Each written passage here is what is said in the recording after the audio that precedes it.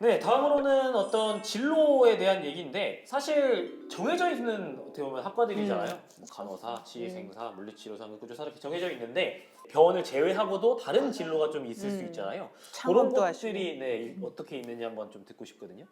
좀 간호학과부터 좀 말씀해 주시죠. 저희는 뭐 90% 이상은 뭐 간호학과 병원으로 취업하는 게 대부분이고요. 그 네. 외에도 뭐 나는 병원이랑은 정말 안 맞아요 하는 친구들은 나오시기도 하죠, 그죠? 네, 공무원으로도 많이 음. 가십니다. 그다음에 뭐 또 산업체 가셔가지고 산업간호사. 네, 산업간호사 하시는 네. 분들도 있고 보건심사평가원이라고 해서 음. 보건심사 하시는 분들도 음. 있고 무의학간호사 뭐 기타 등등 뭐 그래서 본인이 뭐 저는 피 보는 게 힘들어요 이러면 피 안 보는 쪽에 일을 하시는 분들도 많이 있다. 그래서 간호 자체에 관심이 있으시면 한번 노력해 보시는 것도 나쁘지는 않습니다. 그래서 반드시 간호사가 되어야만 하나? 그것도 아니고요. 그리고 또 어떤 학생들은 한국의 간호사랑은 저 안 맞아요 이러면 외국 외국도 이렇게 생각해 볼 수가 있거든요. 눈을 좀 크게 뜨시고 그러시면 해외 쪽으로도 진출할 수 있는 게 간호 쪽이 조금 더 다른 분야보다는 좀 그래도 수월한 경향이 있기 때문에 네, 또 외국 가시고 싶으신 분들도 간호학과 트라이 하시면 좋을 것 같습니다. 네.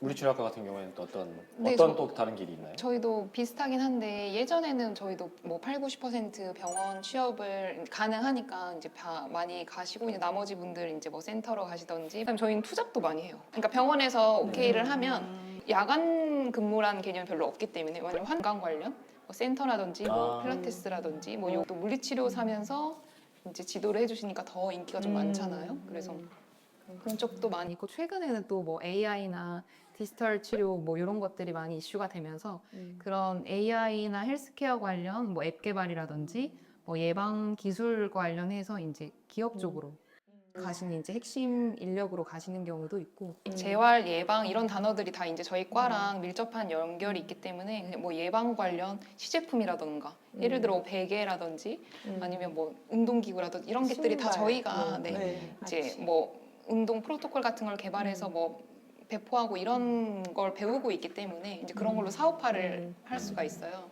일단 처음에는 네네. 보통 다 병원으로 취업을 해요. 그래서 네네. 지금 저희 뭐 그런 공신력 있는 기관에서 조사를 한 거에도 이제 졸업 예정자들한테 조사했을 때 저희 95% 이상이 나는 병원에 가겠다라고 할 정도여서 처음에는 의료기관으로 취업을 하는데 이제 거기에서 조금 역량을 키운 다음에 할 수 있는 것들이 이제 말씀하신 그런 산업체 기업에 들어가는데요. 구강 관리 용품을 개발하는 산업체들도 많이 있고 의료기기 개발하는 그런 산업체들도 있고요. 아까 말씀하신 심평원처럼 이제 보험 청구 관련된 업무를 하는 공기관에 갈 수도 있고 또 이제 의료기기를 허가하는 업무 그게 요즘에 지금 굉장히 핫한 분야라서 식약처 쪽으로 식약처도 있고 외국계 기업에 취업해서도 의료기기 허가 업무를 하는 쪽이 이제 의료기기가 인공지능 의료기기 쏟아지잖아요.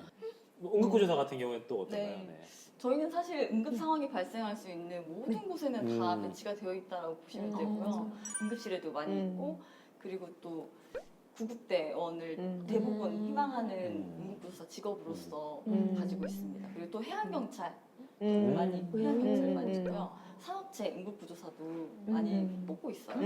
그리고 또 말씀하셨던 것처럼 연구원으로도 이제 응급구조사도 많이 뽑고 있기 때문에 또 요즘에는 또 부사관이 되고 싶어서 뽑고 있는 학생들도 있기 때문에 굉장히 다양한 분야로 뻗어 있다고 보시면 되겠습니다. 요즘 그런 얘기들이 많잖아요. 어떤 AI나 로봇이 나오면서 막 많은 직업들이 좀 대체될 것이다. 미래 전망에 대한 좀 불안함을 갖고 계신 분들도 좀 간혹 계신데 당연히 이런 의료 인력들에 대한 수요는 언제나 있을 거고요. 여러 가지 분야로도 또 확장해서 진출할 수 있는 그런 학과들이기 때문에 관심 있는 학생들께서는 꿈과 희망을 잃지 마시고 준비를 해주시면 좋을 것 같습니다. 하나 질문 못 드린 게 그게 있어요. 성비에 대해서 요즘 남자 간호사 비율이 조금 많이 늘어나고 있다고 하는데 많이 봤어요. 이게 좀 체감이 되시나요? 어떤 학생들 그럼요. 대상으로? 네네네. 입학하는 비율도 보면 한 30%는 남학생들이 차지하고 있는 것 같아요. 그리고 예전에는 남학생이 뭐 어쩌다가 뭐 10%도 안 되죠. 한 5%의 학생이 뭐 겨우 뭐 한 과에 한 명, 두 명이 들어오면 야, 남자가 간호사야? 뭐 이런 얘기도 많이 들리고 했었는데 또 다른 직업군을 가지시다가 나중에 뭐 편입이라는 제도가 있잖아요. 편입하셔서도 오시는 분들도 남학생분들이 상당히 많으셔가지고 요즘은 확실히 남학생 비율이 상당히 높다. 네. 다음은 물리치료학과인데요. 남학생들 같은 경우에는 어떤 그 스포츠를 되게 좋아하잖아요. 그렇죠. 그래갖고 어떤 선수들을 대상으로 하거나 또는 어떤 구단에 소속되어서 피지컬 트레이닝이라든지 어떤 재활 트레이닝이라든지 이런 거를 희망하는 분도 계신데 이것도 진출이 가능한가요? 물리치료학과에서? 그럼요. 이번에 파리올림픽에도 네네. 오. 네, 이제 팀닥터 안에 이제 물리치료사로 한국에서 2명 갔는데 이제 뭐 선수촌에서 일하시는 분들도 많으시고 유명한 축구 선수들도 개인 물리치료사들이 다 네네네네. 배정이 돼 있을 정도로 굉장히 만족도가 높으세요. 음. 본인이 좋아하는 희망하는, 스포츠 맞아요. 네네네. 본인 선출도 되게 많아요 저희 과에. 그래서 뭐 축구 선수를 하다가 좀 다쳐서 이제 이 재활 쪽으로 공부를 하고 싶다 와서 다시 이제 축구 구단 쪽으로 가면 만족도가 굉장히 높습니다. 맞아요. 네, 퍼포먼스도 좋고. 치과에서도 교정 치과가 있고 또 임플란트 네. 전문 치과가 있고 또 아동 치과, 뭐 소아과처럼 그런 게 있잖아요. 근데 여기서 이제 어떤 치의생사들이 이 병원 또는 이 병원에서 어떤 역할이 조금 뭐 공통되는 역할도 있겠지만 또 네. 이제 다른 역할이 또 있나 특성화된 역할이 좀 있는지가 좀 궁금한 것 같더라고요. 네, 진료 과목의 특성이 있잖아요. 네. 그 특성에 맞는 업무들이 조금 더 추가되는 개념이어서 이게 전공 필수가 있으면 전공 선택이 있는 네네네네네. 그런 상황이라고 생각을 해주시면 될 것 같아요. 그래서 아, 네. 선택했던 그 진료과에 있는 그 대상이 예를 들어 소아치과 대상으로 하는 진료를 할 때는 이제 소아 이제 뭐 마취하는 것들 이런 것들이 좀 추가가 되고요. 교정도 이제 교정 진료하면서 하는 술식들이라든지 이런 것들이 좀 추가되는 거지 이제 뭐 전혀 다른 거를 하는 건 아니어서 네네네. 네. 큰 틀에서 보면 이제 하나죠. 세부로 다 나뉘고 저희도 성인 뭐 신경계, 근골격계, 소아 뭐 수치로 엄청 다양해요. 그래서 맞아. 다 모든 물리치료 보건 계열이 같은 딱 경우는. 물리치료 국한돼 있는 게 돼 있지 않고 세부가 나뉘어지는 거고 전공 선택에서 다 배우고 기본적인 물리치료 이후에 심화인 것 같아요. 그래서 다 알아요. 다 알고 더 많이 하고 주로 하는 걸 찾아가는 것 같아요. 아무래도 이게 인간의 어떤 신체나든지 이런 거를 직접적으로 이제 상대하는 학문이다 보니까 네. 확실히 세분화가 필요하고 네, 그렇게 탐구해야 되는 것 같습니다. 치과의생사가 이제 스케일링을 하지 않습니까? 손목 괜찮나요 이거? 네. 예. 솔직히 말씀드리면 이제 손목이 나갈 수도 있습니다. 왜냐면 나갈 이제 수도 있다고요? 네. 네네네. 네, 올바르지 않은 자세로 네네. 네, 그 좋지 않은 환경에서 할 경우에는 이제 손목이 무리가 갈 수가 있겠죠. 그 근골격계 질환 예방을 굉장히 강조를 하는데 올바른 자세로 이제 정해진 매뉴얼대로 정말 잘 하고 그리고 관리를 잘하면 전혀 문제가 없어서 치과위생사는 그 자기 몸 관리가 그 이 일의 일부에 포함이 되는 그런 전문직이라고 생각을 하면 좋을 것 같고 손목이 멀쩡한지 한번 테스트해야 하지 않겠습니까? 네네네. 저도 굉장히 당황스럽고요. 네. 이분들은 교수님이 맞습니다. 실제 교수님들이세요. 다 박사십니다. 박사. 네, 좋습니다. 시작. 진심으로 해주세요. 진심으로. 까우야. 와 이길 수가 없네. 보셨나요? 보셨나요?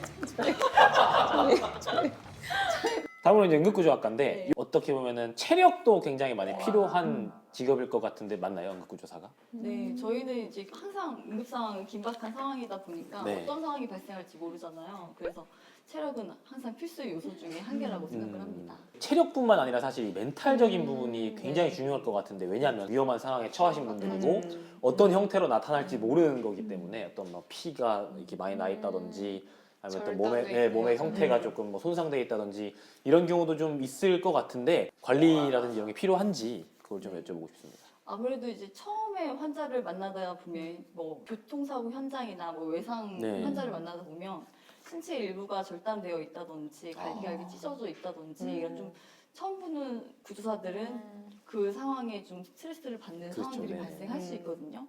근데 사실 그 모습들을 좀 객관적으로 보다 보면 신체 일부라기보다는 이 환자를 어떻게 하면 더 빠르게 응급처치를 해서 좀 나중에 예후가 더 좋아질 수 있을까 이렇게 생각을 하게 되거든요. 그렇기 때문에 사실 스트레스를 받는다? 좀 징그럽다? 이런 생각은 전 들어본 적이 없는 것 같아요. 네.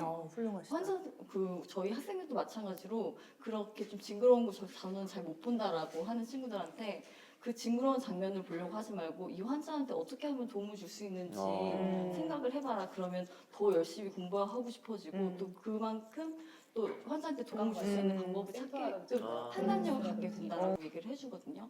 그런 마음가짐들이 나 더 자신을 단단하게 만들어주고 또 멘탈 관리를 할 수 있는 단단함이 생기는 기반이 되지 않을까라는 생각이 듭니다. 멘탈 관리의 기반은 따뜻한 마음 역시. 네, 맞습니다.